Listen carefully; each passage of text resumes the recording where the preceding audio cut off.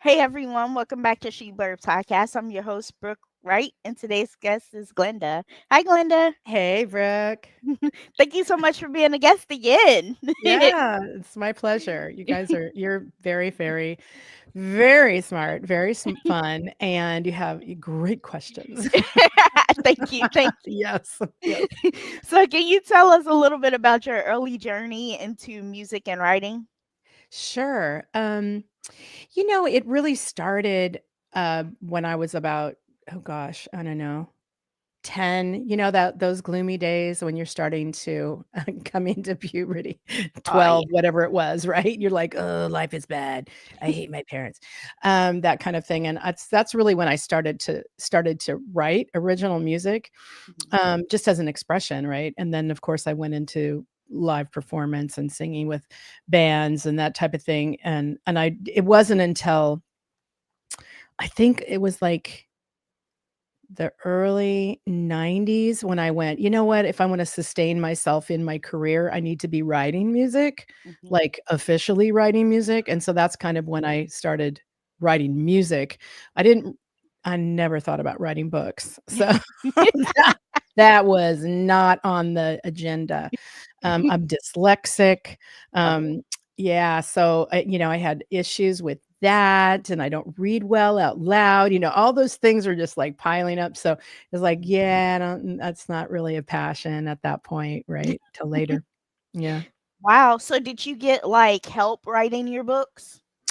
Actually, no, I started, um, when I decided I was gonna write my book in, 20, um, let's see, 20 2020. Um, I had a really good friend that was writing a book for 10 years. Mhm.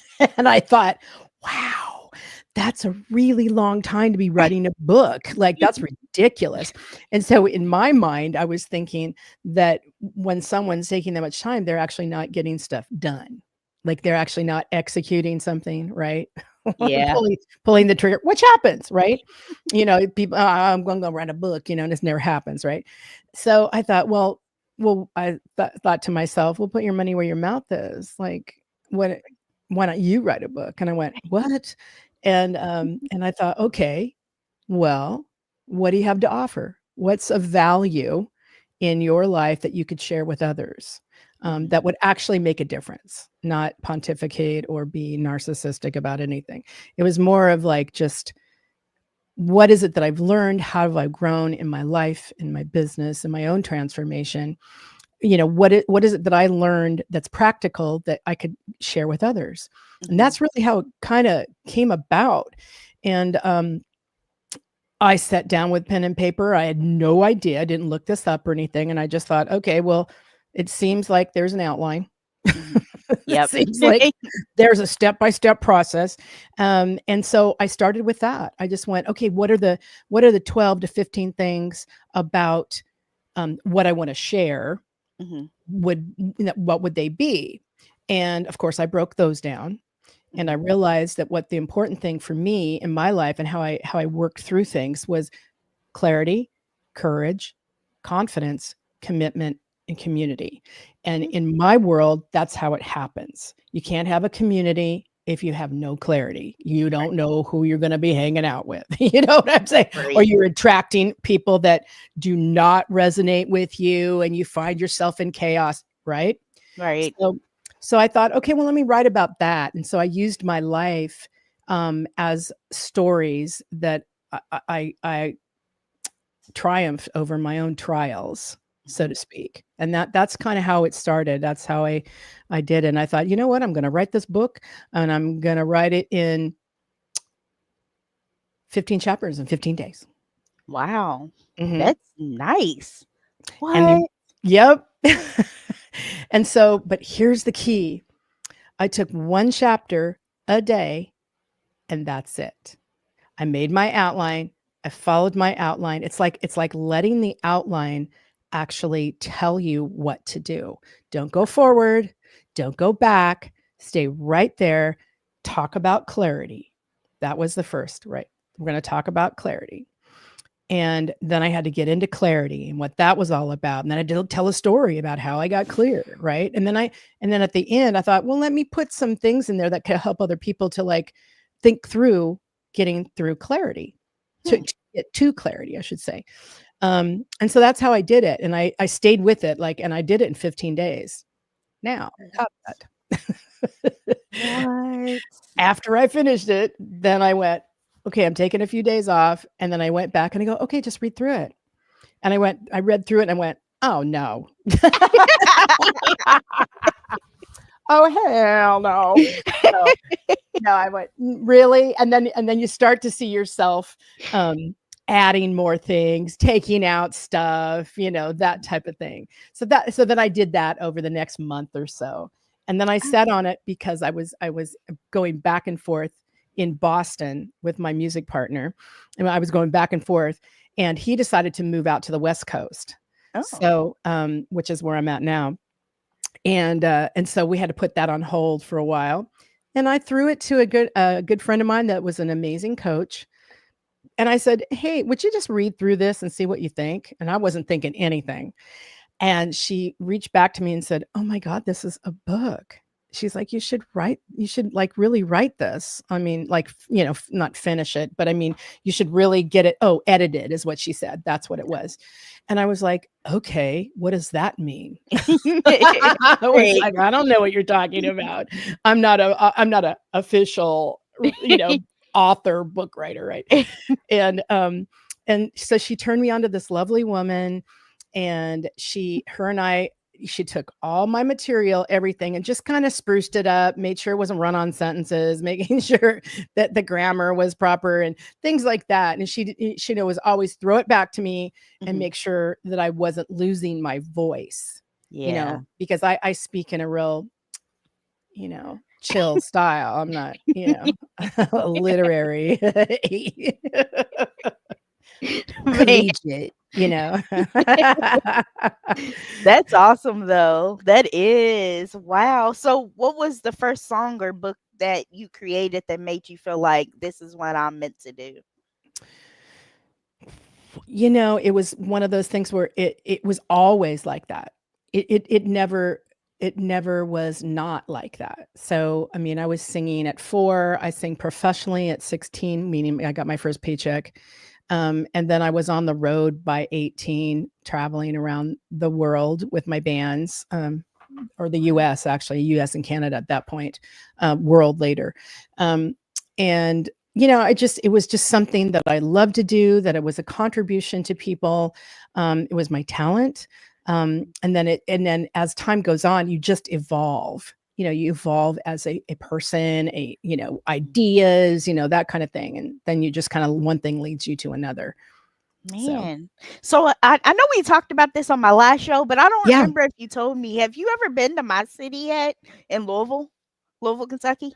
I've not. You haven't? Oh No, man. You're gonna have no. to come here so I can see you live because I I can't would travel. I would love to. I would Mhm. love to. I'd have to find a really cool venue, to Yeah. come and play. Yeah, Ooh. Louisville, I'm Kentucky. I'm gonna look up some because I want you to come because Okay, I want to show my mom your music because okay. she was just talking about it. Oh, I love it. I love it. I love it. Yeah, I would love that. I would love that. Absolutely. Mhm. So, how has your creative process evolved over the years?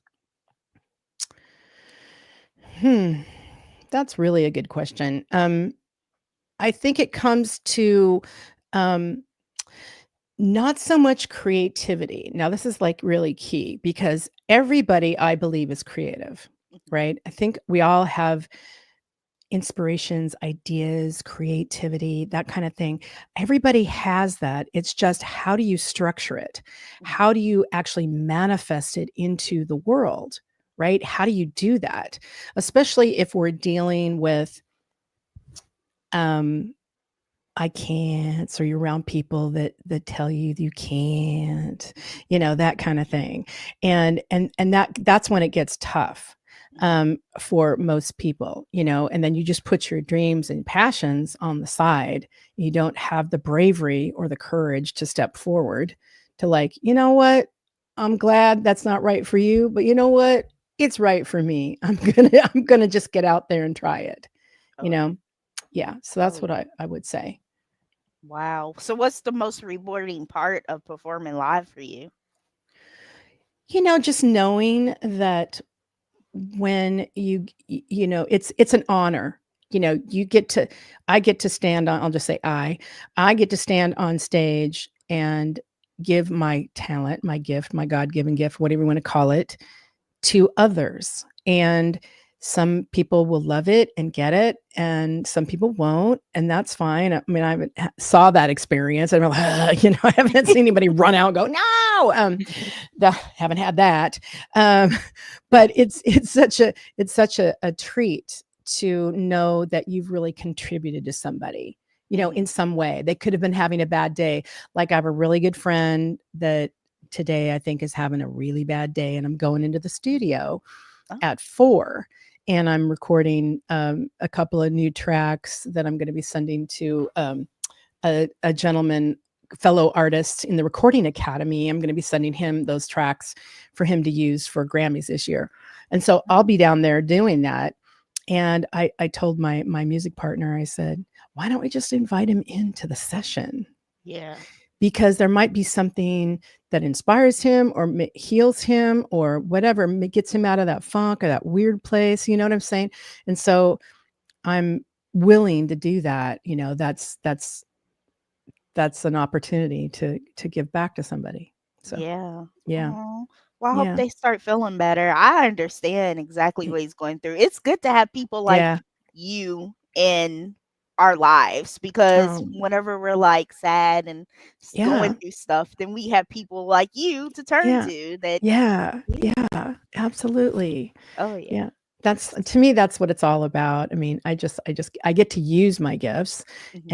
and it's really to be there to help people find their gifts, their heart, their passion, their just that's really what it is for me. That's as an artist, I consider myself an artist, Mhm. not just a singer or a songwriter or an author or Reiki master or it's like to me it's more than that.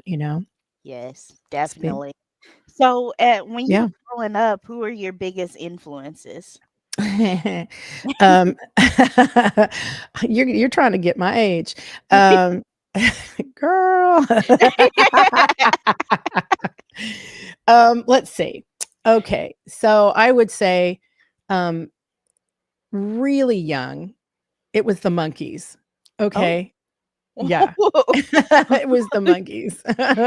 But there were so many along the way, you Mm, know, as especially being a musician, because you're playing other people's music, you're finding yourself, you're finding your expression, you're finding all of it as you grow and you evolve. And I would say to date, my influences and my inspirations would be Prince. oh, yeah. um, Oh, yeah. just because he had it all: clarity, courage, confidence, commitment, Yes, community. He had it yes. all. He had it all. And the sad thing is that his love of what he did hurt him so bad that he ended up, falling prey to um, the drugs, because of Mm, the pain.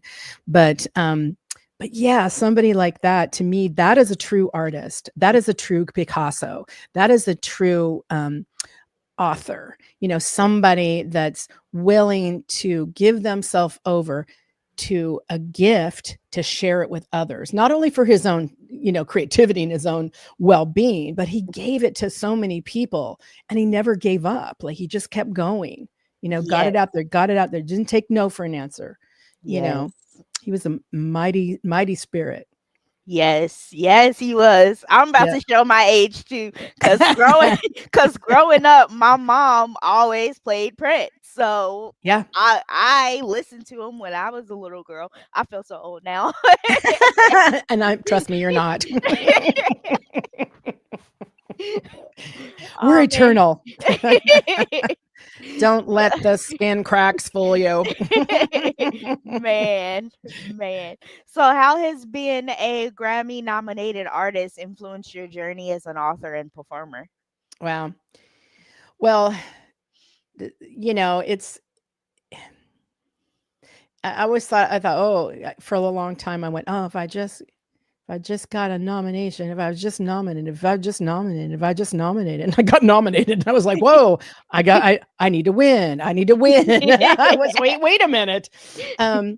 It was kind of weird at first because I was a featured artist on this album called The Fury, Mhm. and Antonio Vergara was the sole proprietor basically of the whole album, and he heard me sing and he was like, "Oh my God, you're an amazing singer. I love what you do. Would you please consider working on my album?" And I said, "Well, send me the track," and he did. And I was like, okay. And then I got sick and it was really tough singing, but I Man. worked it, sang the track, sent it back to him. And I said to him in the note, I said, if you do not like it, please let me know. I will re-sing it, because I was struggling, right? Mhm. So I said, I will re-sing it. I will re-sing it. And he sent me a note back and he goes, no, you made me cry. And Oh. I was like, "What? Okay, good."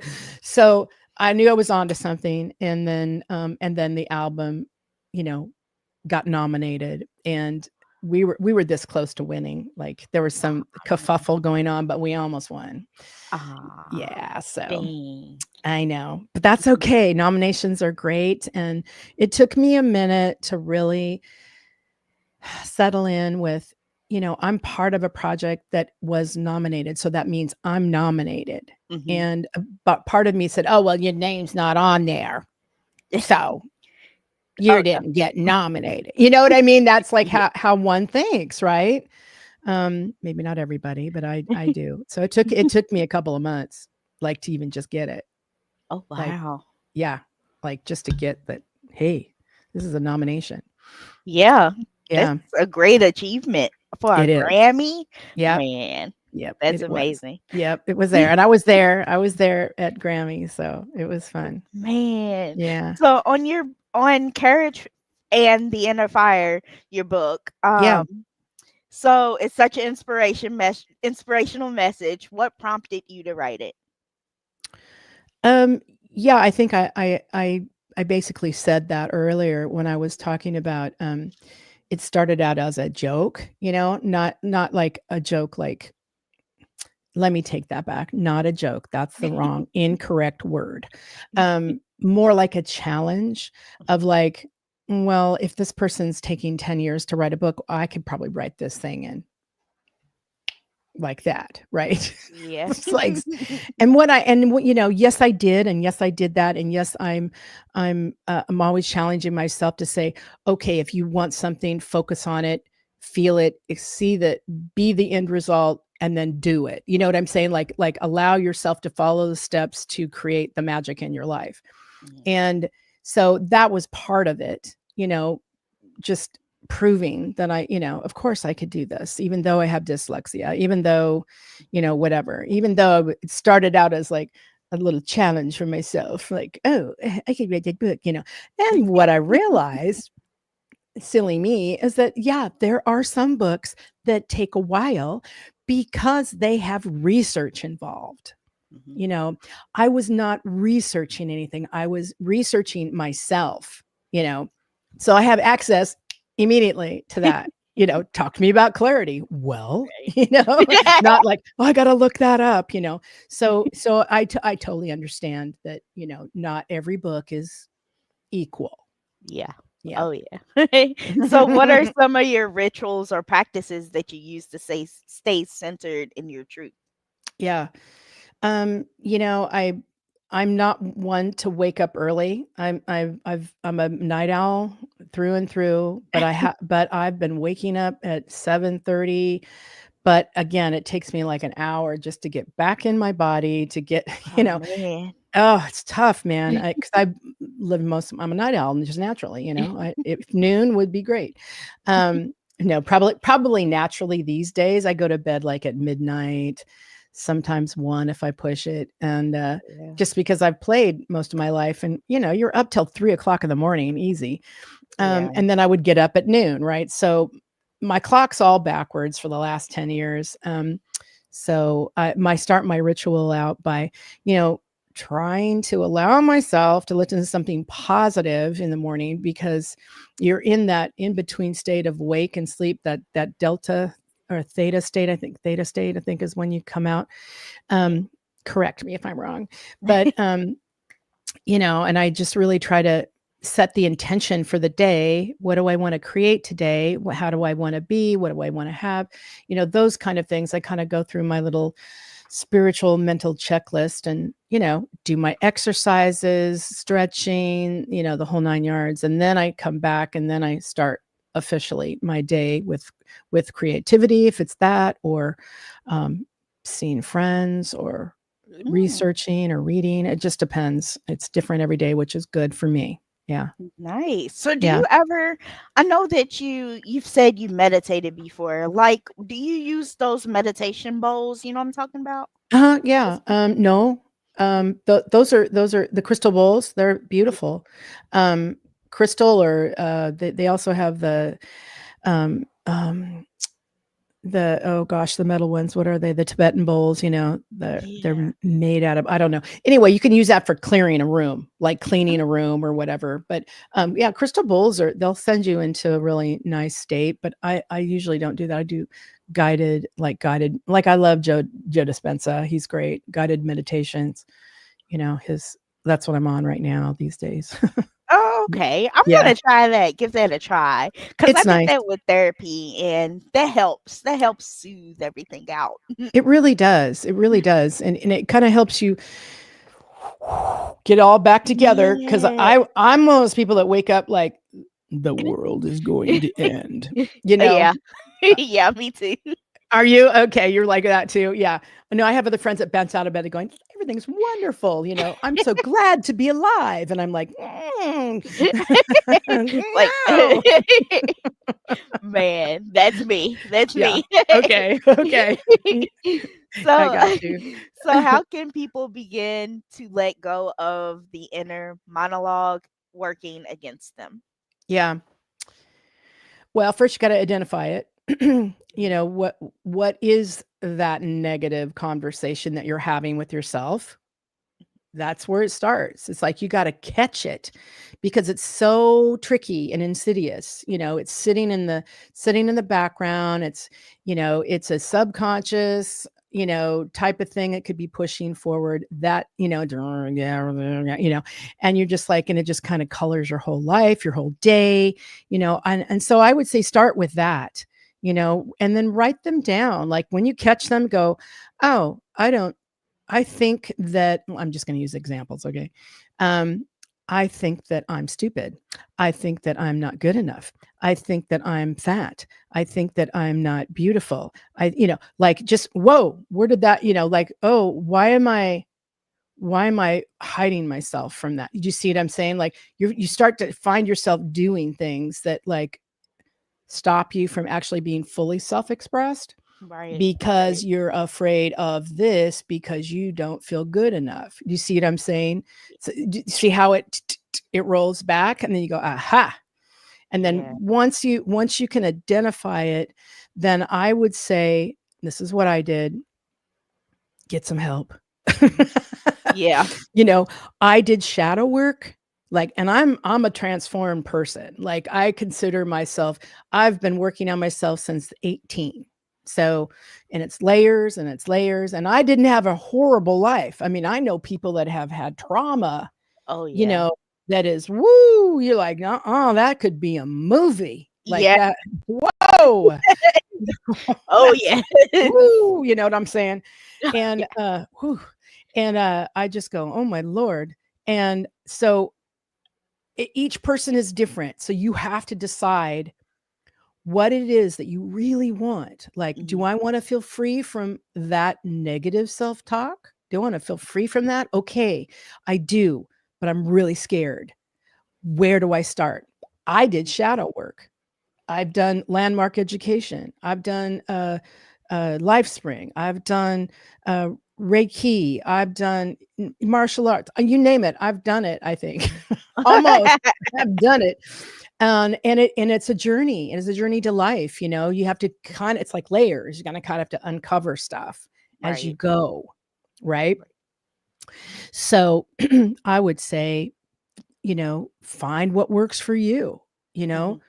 look around, look up stuff. How do I help myself through this? You know, Google it. I mean, you Yeah. know, get on your search engine or some talk to somebody that you inspires you, that you think you love, and that why did they, you know, look at them and go, why are they having a good life, or why do they feel so free? You know, and once you do that, then you can kind of inquire, how did you get Yeah. how did you get there? Oh, Yeah. okay. And then try it, you know?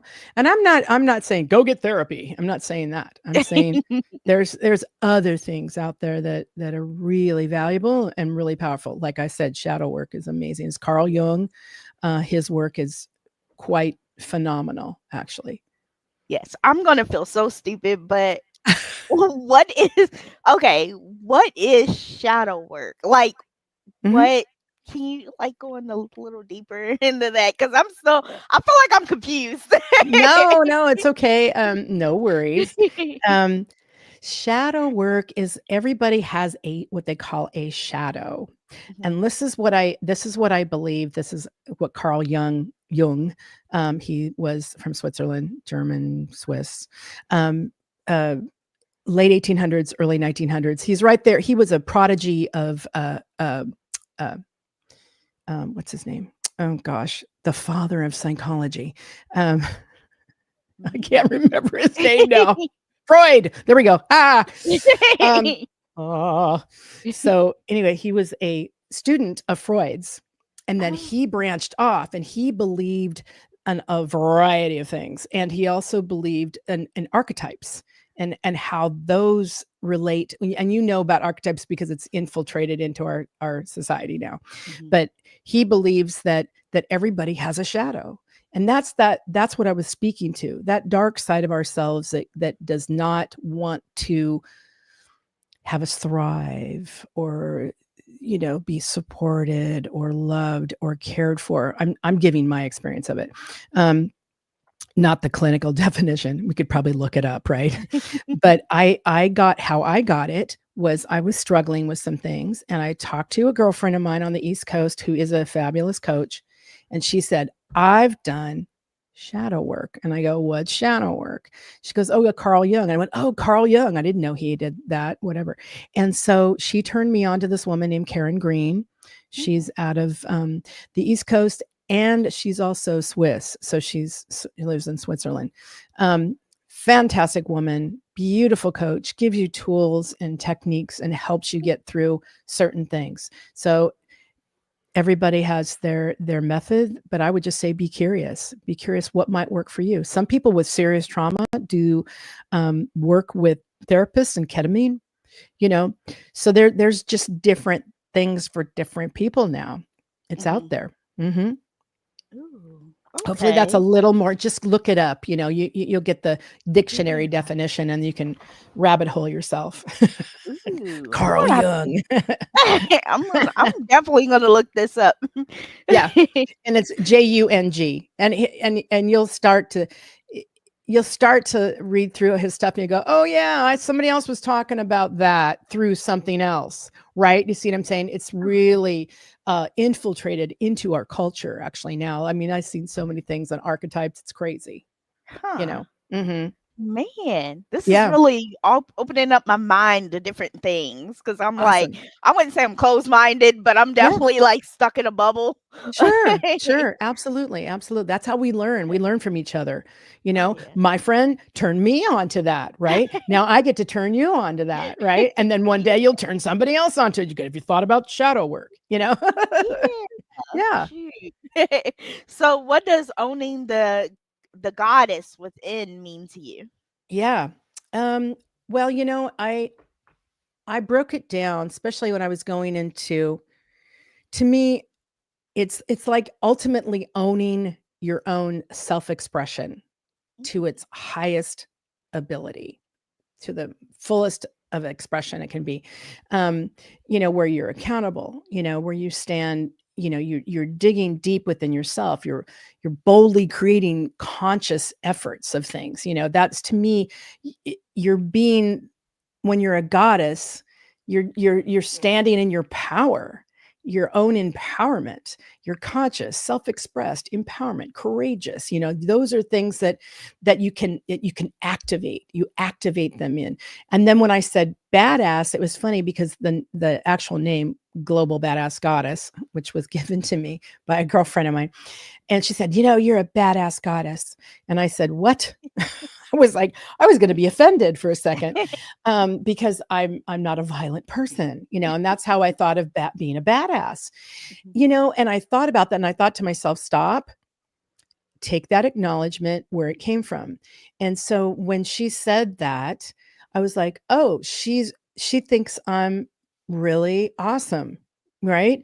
And that it was inspiring for her. And so I decided to um, um, redescribe what badass is. And so I took it as an acronym, and I said B for beautiful, A for accessible, D for daring, A for abundant, S for savvy, S for sassy, or you could even say sexy. But anybody can take that, turn it into an acronym. You know what I mean? And turn it into something that really relates to you. And so those things go together, right? If you're a Yeah. goddess and you're fully self-expressed, well, you're beautiful, accessible, daring, abundant, savvy, sassy, you're all of it, right? That's to me, that's what I decided to stand on, and I created a whole podcast and a variety of things, and introducing uh, women that were badass goddesses. So Yeah. that's how that works for me. I Yeah. like that. I like that. I really do. Yeah. I'm just like so so can you talk about the importance of creating a self-care environment? Yeah. Everybody has their own. For me, how I create a self-care environment is, I'm not sleeping in inner cities. Mhm. I sleep quietly, I get a massage. I do exercise. I work on my mindset. It's really a mindset. So I work on that, and I find new things. I talk to new people in my life. And I think, to me, that's how you really create this ritual of self-care, and it can go on, and everybody has that. And I would say to anybody that you go, well, I don't have time for that, I call on that, Yeah. because it's not true. You just are not organized. You need to be organized enough in your life to put you first. Mhm. And that's really important, because here's the thing, ladies, and they say it in the airlines. You put your mask on yourself first, then you put the mask on your children. Yeah. Mostly, it's always been the opposite way. Women are running around taking care of children, husbands, community, family before themselves. Then they find themselves angry, frustrated, depleted, sick, dead. I've Yes. seen it. And I go, we have been sold, as women, we've been sold a bad bill of goods. Yep. No, if you are loving yourself, you are strong, powerful, and you have Yep. so much to give. Mhm. So much to give. And it's up to you to find out what that means. And I know sometimes we sit back and we go, I have no idea. Of course, you have no idea. You're running crazy, Exactly. right? Exactly. I love that motto because a lot of mothers always put their husbands and their kids first. I'm like, you have to take care of yourself. Like, and Yeah. they just let themselves go and then Yeah. they get upset at everybody else. I'm like, no, put you first. Like, you are important to you. That's And right. they're like, no, my kids go first. No, you go first. Like, You, if you ever talk to somebody about that, use the airline analogy. oh, yeah. Oh Yeah, yeah. because right? And I remember hearing that the first time and I go, "Well, no, you're gonna put that on your child first, right?" It's like, "Well, how" and my girlfriend's a flight attendant. She goes, "Well, if you're going down and passed out, that child is not gonna get get anything Right. on its head, right?" Right. So, it's the same thing, and also to your point, um, Brooke, gosh, then we go down so far that we have not taken care of ourselves, and then guess what? Everybody else around us is not gonna take care of you. Right. Like, Nobody's they gonna leave say, you. "Oh, yeah. you're ugly now. I'm you're not taking care of yourself. Who wants Right. to be around you? Right. Right. Grumpy, grumpy." So what does a badass goddess lifestyle look like in your daily life? Mm, pretty much all the things that I said, you just just gotta start with taking care of yourself and filling your bucket, and not to say that it's perfect every time or every day, because sometimes it's not. But it's the ability and the willingness to go, "Stop, stop, stop Yes. running around, cooking for everybody, taking care, doing this, doing that," you know? Yes.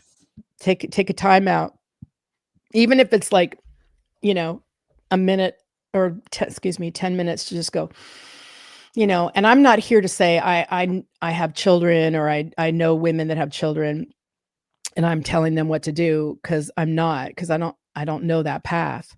Mhm. But I can say, you know, because you have a more difficult journey and Mhm. things are pulling on you, you have to start setting boundaries, and Yes. you have to organize yourself enough to put things in a schedule and say, "Listen up, everybody. This is how it's going down. Yeah. Mama's taking care of herself from Yeah. this time to this time," you know, and just be in communication with everybody. Even if you have a toddler or a baby or something, arrange it so someone else is watching. Yeah. Or do you see what I'm saying? It's more difficult, you know, but and you have to think a little bit more. But if you handle that stuff, then you go, "Oh, I just had coffee with two of my girlfriends. I feel so freed up." Yeah. Right? Oh, And not going, "I wonder what happened to the kids. Oh my god, where are they?" You know? yeah. They're like, "I'm sorry, I can't." I had this with some girlfriends of mine. "I'm sorry, I'm not gonna see you for the next 5 years." And I said, "I'm sorry too." Man. Oh, man. I was like, "Wow, you just don't know how to take care of yourself." And Yeah. it didn't occur to me at the time, but it was really sad because they put themselves last and their relationships last. Mhm. And so, if I wasn't a good friend, I probably would have never talked to her again. Yeah. Do you know what I'm saying? It's like, Yeah. "No, ladies, we have to think." Yes, that's a choice. Yes, children are extra responsibility, and not everybody's, a fabulous mom, not everybody's a teasy, there are some. And the ones that aren't, it's like, "Look, you chose this. This is your path. This is your journey. So let's love myself. Let's make myself um beautiful from the inside out, Mhm. and then my kids are gonna be happy, my husband's gonna be happy, or boyfriend, or whatever, girlfriend, everybody's gonna be feeling good Yeah. about life around you. They're gonna wanna come hang out with you because you're organized, because you know that from this time to this time, you got some time, Yeah. and you're feeling good, you know? Oh, yeah. Yeah. And then just Man. it's harder. I mean, I'm not saying it's easy. I think it's harder, actually. Hats off, that's a Oh, journey that woo, that's like having 3 or 4 jobs, oh, you know, yeah. but you'd have to organize them, right? So Yes. and have Yes. boundaries. Yep.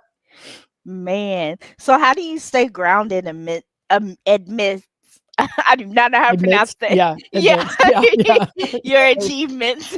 Yeah, I don't know.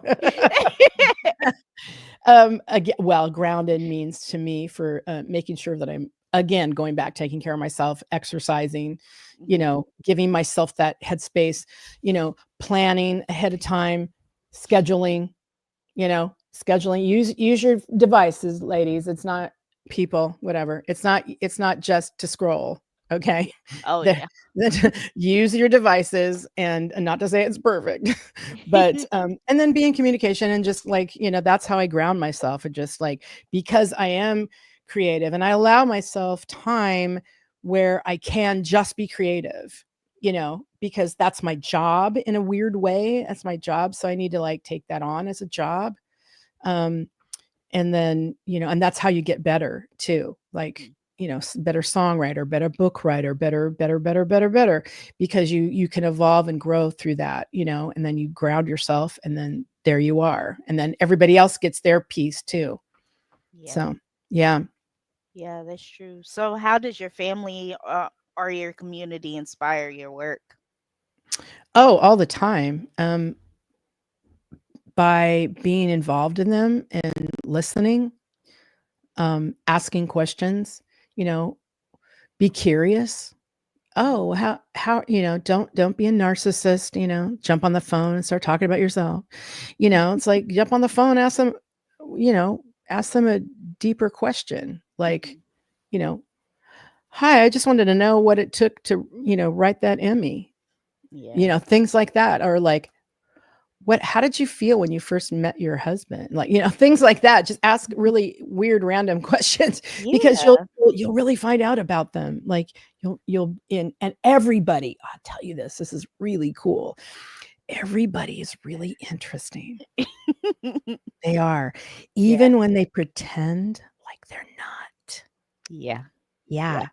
That's And true. and you may go, "Oh, well, that's an introvert. They ain't gonna say shit." You know? And you go, "No, you just need to ask the right question in the right way. Pay Right. attention. Pay attention." Yeah. Right. Right. A And I think thousand it percent right. right? And if we would do that more often, we would know each other better, we would all get along, there wouldn't be such fear and hate mongering, and, there would just be a Man. lot of things if everybody had those practices. Exactly. Exactly. Exactly. So, what do you hope your legacy will be? Mm. I think my legacy is somebody was touched and moved deeply in their life, that they got their life, Mhm. that it was they went, wow, like I've had moments like that. Mhm. um a great example would be Prince, somebody like that. I got who that person was, and he was just being himself. He was just steamrolling right ahead with all his goals, and just being who he was, and sharing his truth. And it touched my life, and it touched, not that everybody's going to just touch millions of people, but you know that's a passion on fire. Yeah. Yeah. Yeah, I agree. And I'm going to always remember this interview because you are saying the exact same words that my mom has been telling me since I was 18. She Oh my said, put you first. And I never put me yeah. first, Yeah. ever. I always put everybody else first. And I'm just like, and she's like, Yeah. you need to put you first. That's why I had a Yeah. heart attack at 37. Oh my goodness. They're like, you had a heart attack at 37? Yeah, because I was worried about what everybody else was Oh, doing. Brooke. Oh my goodness. Man. Yeah. Man, so Oof. that happened. Wow. Well, and how did that change your life? Did you like did you start with being a host after that? Did you like now No. I'm curious. We're gonna have to have a talk offline about this. Oh my No, goodness. no, I just actively started getting back into my podcast routine, like, started, and I, like, quit that job that I was at that was causing the heart problem, so Wow. I'm not there Yeah. anymore, Yeah. so I feel Good. so much better, Oh my but goodness. yeah, I'm always gonna remember this interview. So, Yeah. my last and final question before I let you go, Glenda, is what's one thing you want people to remember after watching this interview? That they can do it too. That they put their mind to it and put action, clarity, courage, confidence, commitment, and community. You can have that. Yes. And you can really have the things that you want. And yes, it is it's a journey, and it's up to us It's not outside of us, it's Mhm. within, and it's up to us to, and I work on this daily, decide what it is that we truly want and how we can really make that difference and show up in life. And I hope that people walk away with that going, you know what? I'm going to do that thing that Yeah. I wanted to do, and I'm going to try it. Yes. Yes. And I'm going to get some support, you know. Yes, I Yeah. love it. I love it. Great Yes. advice. Yes. I want to thank you so much, Glenda, for being a guest on my podcast and chatting with me. Yeah, you're welcome, Brooke. Lovely to see you again. And You thanks for all too. your love and generosity and Yes. gorgeous spirit. Ah, thank you. You too. Yes. Thanks. Thanks. Bye. Bye. Hey everyone, I want to thank everyone so much for supporting She Blurs podcast. I greatly appreciate it. And thank you all so much for listening to this interview. I hope to see you next time for the next interview.